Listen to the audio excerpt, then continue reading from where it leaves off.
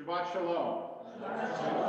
So one of the things about Pesach preparations that a lot of people don't understand and I get questions about is why is it that certain items are fine for Pesach without special Pesach certification if you buy them before Pesach, but not during Pesach, right? Like you buy, a bag of broccoli, let's say, right? Frozen broccoli. If you buy a bag of frozen broccoli before Pesach, it's fine. If you buy it during Pesach, it needs to say kosher for Pesach, right? And at first, I see you're making a face, right? It's like, it's the same broccoli, right? But the answer is this concept of bitul, which means nullification, right? If something gets into your food accidentally, and it's less than a 60th, it's nullified, right? So let's imagine, go back to the broccoli, right? Nowadays, you can go, Bird's Eye makes all these kind of, mixtures, right? And maybe they process the broccoli on the same line as they process some vegetable mixture with pasta in it, right? And as a result, you open up your bag of broccoli and there's a piece of pasta in it, right? Now, you can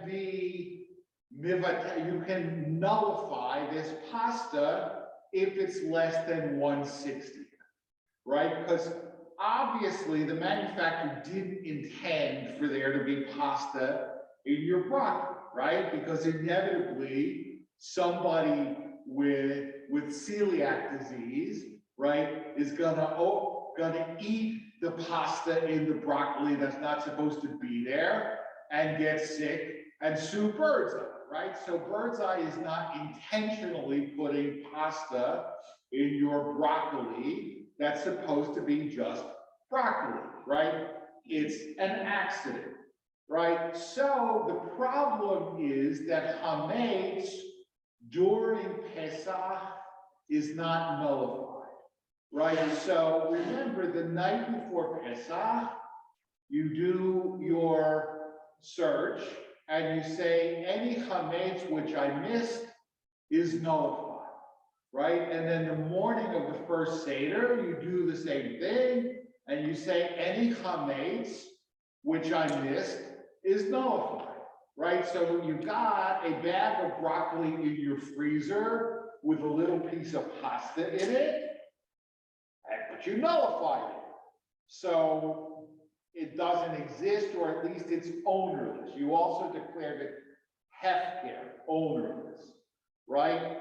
So, but if you bought that broccoli during Pesach, you can't nullify the chametz, right? And now you're owning chametz, right? And that's why things like frozen vegetables or orange juice or milk, right? Because there's an infinitesimal but still non-zero possibility that they have chametz in them, which you nullify and then you don't own it, right? And so somebody will say, Rabbi, why is this such a big deal, right?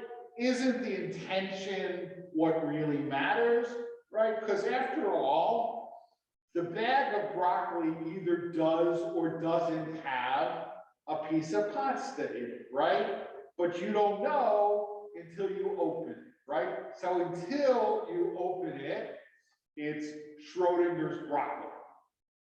That was supposed to be fun. All right, but in point of fact, because we have this principle of nullification for unintentional items, the very same identical item could be kosher or treif, depending on the circumstance, okay? I'll give you an example, okay?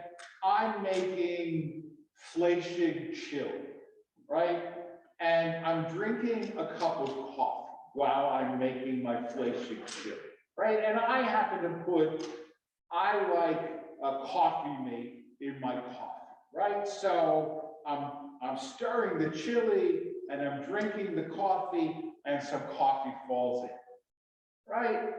If it's less than 1/60th, not a problem, right? Because I didn't intend to do it, right? But I notice while I'm eating that the coffee with coffee mate seems to have given a little je ne sais quoi to the chili. And I decide next week, I'm gonna put a little coffee with coffee mate in the exact same amount, right? In the exact same amount of chili. It's treif now, right? But it's the same thing. It's the same thing. So how come last week it was fine, but this week it's treif? Intention, right? Because last week I did it accidentally. This week I did it intentionally, right? So it really matters. And you have this bizarre situation where the very same item could be kosher or treif depending on your circumstances. Okay, now the next example I'm going to give, all right, is something that's inconceivable the way we live now. Okay, because we don't live in heavily populated neighborhoods with butcher shops, right? I mean, when's the last time you went into an actual butcher shop, right? Wasserman and Lemberger, right? I mean, yes, Wasserman and Lemberger in Baltimore is like the last real kosher butcher shop as opposed to a kosher supermarket that has a meat department, right?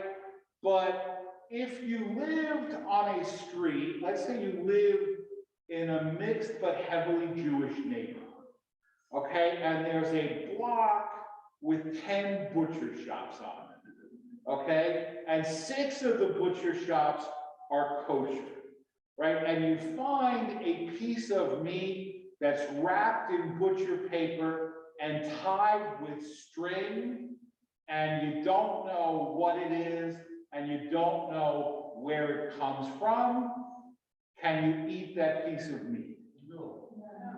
Raw, you can, okay? Because it says in the Gemara, Kol man de paresh miruba paresh. Okay, and for those of you who might need a little help with your Aramaic, okay, anything that, I don't even know how to say this in English. Anything that you randomly find is assumed to come from the majority. Okay, so that if there are 6 out of 10 butcher shops on that street, you can assume that it came from the kosher butcher shop, and it is kosher.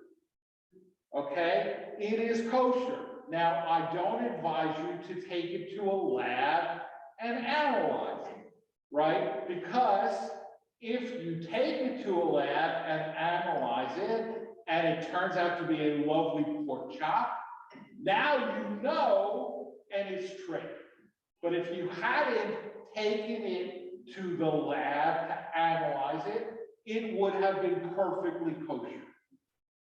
Perfectly kosher because legally it is assumed to come from the majority. If there are 5 kosher and 5 treif butcher shops, not kosher. Right? 4 kosher and 6 treif, not kosher. Right? But 6 kosher and 4 treif butcher shops, that piece of meat is kosher. Take it home, enjoy it. Okay? It's kosher. So, because of the principle of rove, okay? Because of the principle But again, if it's doing it like unintentionally, right? If you're standing outside the trade butcher shop, right, and jostling customers in the hopes that they might drop a piece of meat, right? Then it's not accidental, it's intentional, right? And then it's no longer kosher, right? So, what does this have to do with the Parsha, right? In the 4th chapter, which we don't read this year, but in the 4th chapter of Leviticus, we have in great depth the question of the Korban Hatat, which is often translated as sin offering, right? But the Korban Hatat is only brought if it's an unintentional sin, right? Like, let's go back to the broccoli, right? You bought a bag of broccoli that says it's got 5 hashgachas on it, right? It's got 5, it is Galat Pesach broccoli. What? No bugs, no pot, whatever. And you open it up, and Gewalt, there's still a piece of pasta in there, right? Or, I mean, at worst, and you bought it during Pesach. You bought it during Pesach, which means you now own that piece of pasta, which is chametz, and you're not allowed to own it, right? What do? You set it aside, but you still own chametz during Pesach, right? You did. I mean, you may think that that's unimportant, and I might even agree with you, right? But the fact is you own chametz during Pesach. So if the temple had stood, if the temple were standing and that happened to you, you would bring a hatat, okay? Because it's an unintentional sin. So I should throw it away. What? I should throw it away. You should definitely throw it away and then bring a hatat. Okay, and since there's no temple, so you can't bring a chatat, send me $100 and I'll take care of it. No. Although I'm a Kohen, so maybe, I don't know. But, no, but the thing is, if the temple stood, that's the kind of thing for which you would have to bring a chatat, right? Rabbi Jonathan Sachs wrote, unintentional sins stand midway between intentional sins, where you knew what you were doing was wrong, and involuntary action, onus, where you were not acting freely at all. It was a reflex action or somebody was pointing a gun at your head. Intentional sins cannot be atoned by sacrifice. Involuntary actions do not need atonement, right? Thus, the sin offering is confined to a middle range of cases where you did wrong, but you didn't know what you were doing was wrong, right? So the question is, why do we require atonement at all, right? If it was unintentional, right? I mean, you didn't have the mens rea, you didn't have the knowledge to really commit a sin. If you had known the facts or known the law, you wouldn't have done what you did. Right? So why is this even a problem? Okay, and there's a lot of explanations, but basically, it comes down to ignorance of the law is no excuse, right? You didn't know the halakha, but you should have known the halakha, or you should have been more careful, right? Although I'm not sure how you could be more careful in the case of the kosher for Passover broccoli. Right? I mean, maybe, I don't know, say, well, I'm not going to buy anything. And there are, I mean, Chabad, I'm not talking about like people who go to Chabad and do what they want, right? But people who are like really follow Chabad customs, they don't buy any processed food during Pesach, right? Because of exactly this possibility, right? So there are a lot of different explanations, but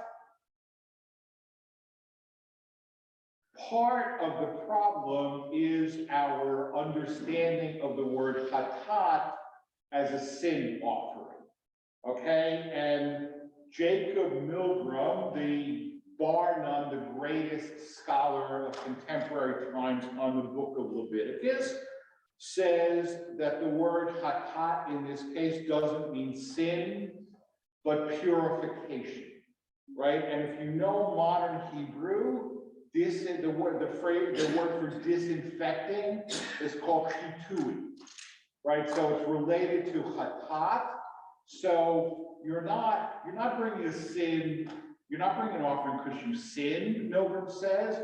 You're bringing an offering because something needs to be disinfected, right? And he points out that if in other sins, like you bring a sacrifice and you have to go to the mikvah. For a hatat, you bring a sacrifice, but you don't have to go to the mikvah. So what's being purified?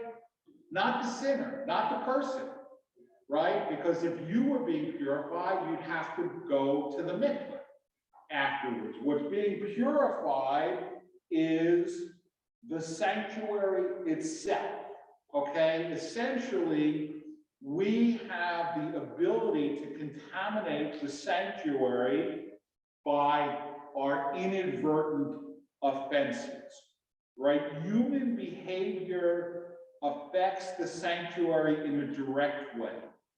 The Israelite has to bring a korban chatat to purge the impurity residing in the sanctuary that his or her behavior has created. Okay, and I actually knew Professor Milgram. He passed away a few years ago, but anytime I was in Jerusalem, I generally saw him because his son is a good friend of mine. Okay, and so here's what he says. Through the korban chatat, the Torah teaches us that human beings must assume responsibility for the world. The ills of society are not the creation of demonic or random forces. Our behavior has ramifications.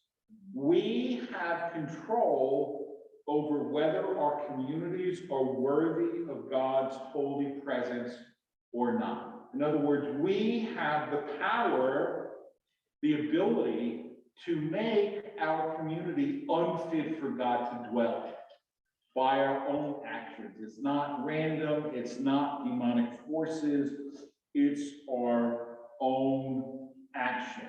And seeing how much discord there is in the Jewish world today, right? And I think it was Ambassador Herzog, I'm not sure, that at the meeting I went to last week, who pointed out that the first Jewish Commonwealth lasted about 80 years. And the second Jewish Commonwealth lasted about 80 years, right? And Israel is about to observe its 75th anniversary of independence. And people really, and this is no joke, folks. I mean, very smart, very responsible people, like the 6 previous, and again, no joke, a statement from the 6 previous chiefs of staff of the IDF, the existence of Israel is in danger. The existence of Israel is in danger because of the discord and the rupture in Israeli society, right? And this is not random, and this is not, that we can blame on outsiders or some demonic forces. This is our own actions. And we, whether it's in Israel, whether it's on our own shul, right? We have the ability to make a place that God no longer can dwell because of our own sins and our own offenses, right? So the sacrificial stuff 2,000 years ago, right? And the business about pasta and your broccoli could be funny and could be irrelevant, and I don't really advise that be at the top of your worries, right? But the idea that our behavior has sort of divine implications for whether the world is fit for God's dwelling, that in itself is actually very serious. So Shabbat Shalom.